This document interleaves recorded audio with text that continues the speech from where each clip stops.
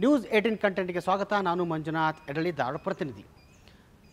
ಸರ್ಕಾರಿ ಜಾಗಗಳಲ್ಲಿ ಸರ್ಕಾರಿ ರಸ್ತೆ ಇರಬಹುದು, ಮೈದಾನಗಳಲ್ಲಿ ಕಾರ್ಯಕ್ರಮ ನಡೆಸೋಕೆ ಸಂಘ ಸಂಸ್ಥೆಗಳಿರುವುದು, ಸಾರ್ವಜನಿಕರು ಕೂಡ ಅನುಮತಿಯನ್ನು ಪಡೆಯಬೇಕೆಂಬ ಆದೇಶವನ್ನು ಸರ್ಕಾರ ನೀಡಿತ್ತು. ಈ ಆದೇಶದ ವಿರುದ್ಧವಾಗಿ ಕೋರ್ಟ್ ಮೊರೆಯನ್ನು ಹೊರದಂಥ ಸಾರ್ವಜನಿಕರಿಗೆ ಮೊದಲನೇ ಹಂತದಾಗಿ ಏಕಸದಸ್ಯತ್ವ ಪೀಠ ಮಧ್ಯಂತರ ತಡೆಯನ್ನು ನೀಡಿದ್ರು. ಮಧ್ಯಂತರ ತಡೆಯ ತೆರವಿಗಾಗಿ ಏನಂತಂದರೆ ಸರ್ಕಾರಿ ವಕೀಲರು ಮತ್ತು ಸರ್ಕಾರ ಧಾರವಾಡ ದ್ವಿಸದಸ್ಯ ಪೀಠಕ್ಕೆ ಅರ್ಜಿಯನ್ನು ಹಾಕಿದ್ರು. ಅರ್ಜಿಯ ವಿಚಾರಣೆಯನ್ನು ಕೂಡ ನವೆಂಬರ್ 4ನೇ ತಾರೀಕು ದ್ವಿಸದಸ್ಯ ಪೀಠದ ನ್ಯಾಯಮೂರ್ತಿಗಳು ಕೂಡ ಆಲಿಸಿದರು.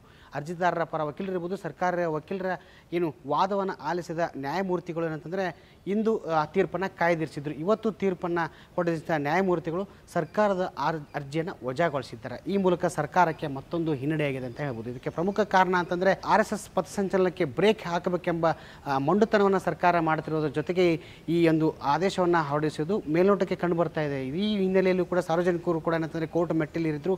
ಕೋರ್ಟ್ ಮೆಟ್ಟಿಲಿರೋಂಥ ಸಾರ್ವಜನಿಕರಿಗೆ ಏನಂತಂದರೆ ಅಕ್ಟೋಬರ್ 28ನೇ ತಾರೀಕು ಮಧ್ಯಂತರ ತಡೆಯಾಜ್ಞೆಯನ್ನು ಧಾರವಾಡದ ಏಕಸದಸ್ಯ ಪೀಠದ ನ್ಯಾಯಮೂರ್ತಿಗಳು ಮಧ್ಯಂತರ ತಡೆಯಾಜ್ಞೆಯನ್ನು ನೀಡಿದರು. ಮಧ್ಯಂತರ ತಡೆಯಾಜ್ಞೆ ನೀಡಿದಂಥ ಸಂದರ್ಭದಲ್ಲೂ ಕೂಡ ಏನಂತಂದರೆ ಸರ್ಕಾರದ ವಕೀಲರಿಗೂ ಕೂಡ ಸೂಚನೆಯನ್ನು ನೀಡಿದರು. ಈ ಮಧ್ಯಂತರ ತಡೆಯಾಜ್ಞೆಯನ್ನು ತೆರವು ಮಾಡೋಕ್ಕೂ ಕೂಡ ನೀವು ಅರ್ಜಿ ಹಾಕಬಹುದು ಎಂಬ ಸೂಚನೆಯನ್ನು ನೀಡಿದರು. ಆ ಸೂಚನೆಯ ಮೇರೆಗೆ ಕೂಡ ಸರ್ಕಾರಿ ವಕೀಲರು ಕೂಡ ಏನಂತಂದರೆ ದ್ವಿಸದಸ್ಯ ಪೀಠ ಧಾರವಾಡ ಹೈಕೋರ್ಟ್ಗೆ ಮೊರೆ ಹೋಗಿದ್ದರು. ಮೊರೆ ಹೋದಂಥ ಸಂದರ್ಭದಲ್ಲೂ ಕೂಡ ಏನಂತಂದರೆ ನವೆಂಬರ್ 4ನೇ ತಾರೀಕು ವಿಚಾರಣೆ ನಡೆಯುತ್ತೆ. ವಿಚಾರಣೆ ಬಳಿಕ ಇಂದು ತೀರ್ಪು ಹೊರಬಿದ್ದಿದೆ.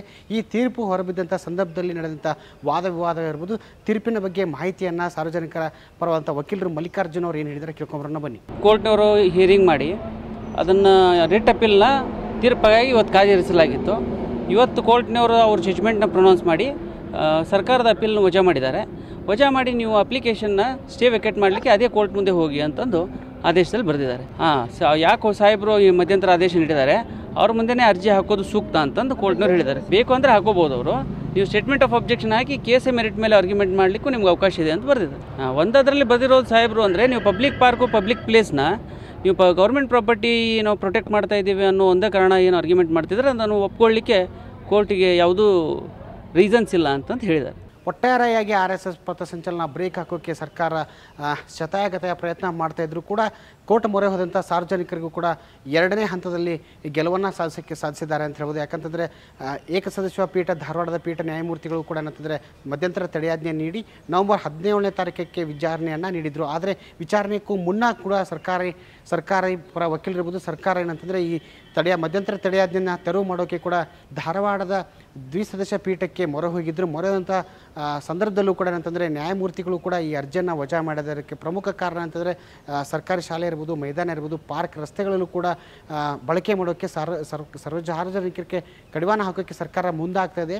ಜೊತೆಗೆ ಏನಂತಂದರೆ ಈ ಮಧ್ಯಂತರ ತಡೆಯಾಜ್ಞೆಯನ್ನು ತೆರವು ಮಾಡೋಕ್ಕೆ ಏನಂತಂದರೆ ಸರ್ಕಾರ ಇರ್ಬೋದು, ಸರ್ಕಾರಿಯ ವಕೀಲರು ಏನಂತಂದರೆ ಎಲ್ಲಿ ಮಧ್ಯಂತರ ತಡೆಯಾಜ್ಞೆಯನ್ನು ನೀಡಿದ್ದಾರೆ, ಏಕಸದಸ್ಯ ಪೀಠದ ನ್ಯಾಯಮೂರ್ತಿಗಳು ನೀಡಿದ್ದಾರೆ, ಅಲ್ಲಿ ತಾವು ಏನಂತಂದರೆ ತೆರವಿಗೆ ಅರ್ಜಿಯನ್ನು ಹಾಕಬೇಕಿತ್ತು. ಜೊತೆಗೆ ಇಲ್ಲ ಅಂತಂದರೆ ಸುಪ್ರೀಂ ಕೋರ್ಟ್ ಮೊರೆ ಹೋಗಬೇಕೆಂಬ ಸೂಚನೆಯನ್ನು ನೀಡಿದ್ದಾರೆ. ಈ ಹಿನ್ನೆಲೆಯಲ್ಲೂ ಕೂಡ ಏನಂತಂದರೆ ಸರ್ಕಾರ ಮತ್ತು ಸರ್ಕಾರದ ವಕೀಲರು ಮುಂದೆ ಯಾವ ಹೆಜ್ಜೆ ನೀಡಿದ್ದಾರೆ ಎಂಬ ಅದನ್ನು ಕಾದು ನೋಡಬೇಕು. ಇದರ ಜೊತೆಗೆ ಏನಂತಂದರೆ ಮಧ್ಯಂತರ ತಡೆಯಾಜ್ಞೆ ನೀಡಿದಂಥ ಏಕಸದಸ್ಯ ಪೀಠ ಏನಂತಂದರೆ ನವೆಂಬರ್ 17ನೇ ತಾರೀಕು ಅಂತಂದರೆ ವಿಚಾರಣೆಯನ್ನು ಮುಂದಿಟ್ಟಿದ್ದಾರೆ. ಅವತ್ತು ಕೂಡ ವಿಚಾರಣೆ ಆರಂಭ ಆಗುತ್ತೆ. ಮುಂದಿನ ಹಂತಗಳಲ್ಲಿ ಕೂಡ ಈ ವಿಚಾರಣೆ ಇರ್ಬೋದು, ಜೊತೆಗೆ ಈ ಕೇಸ್ ಸಂಬಂಧಪಟ್ಟಂತೆ ಅರ್ಜಿಯ ವಿಚಾರಣೆಯನ್ನು ನ್ಯಾಯಮೂರ್ತಿಗಳು ಮಾಡಲಿದ್ದಾರೆ ಅಂತ ಹೇಳ್ಬೋದು.